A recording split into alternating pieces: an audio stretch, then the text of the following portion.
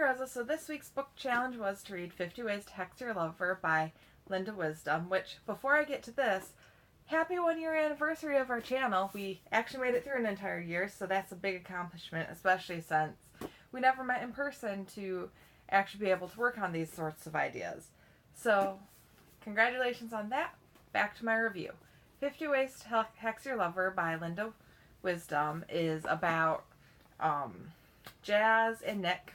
Jazz is a witch, Nick is a vampire, already at odds with each other, and it doesn't help that they have this 300-year romantic history, and Nick, throughout that 300-year history, keeps having Jazz arrested for her protection.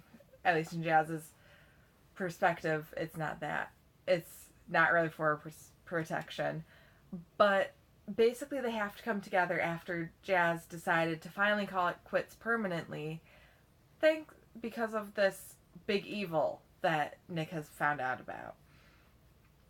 So basically, while they're trying to figure out their relationship issues, they also have to figure out what's going on with this big evil. And both of them are kind of out on the outskirts of their communities at this time, thanks to some of their own personal choices.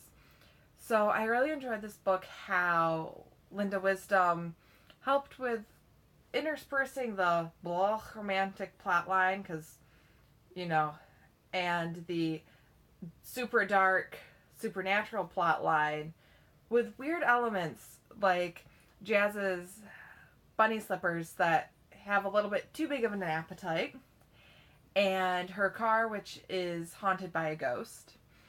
So there's all these little elements that I think make a really cute bigger picture. But one of the problems that I had with this book is just, you could tell that she wasn't writing this book for this plot line. She was writing it to set up a series, and I feel like that kind of messes with the organic development of a series, and at times it made it really hard to get through. I didn't necessarily want to read this book so that I can read the next book and the next book and the next book. I wanted to read this book to get the plot. And so that definitely messed with my enjoyment of it, but it was still a cute book.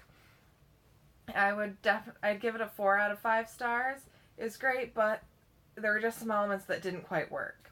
So yeah, I can't wait to find out what I'm going to be reading next. Bye!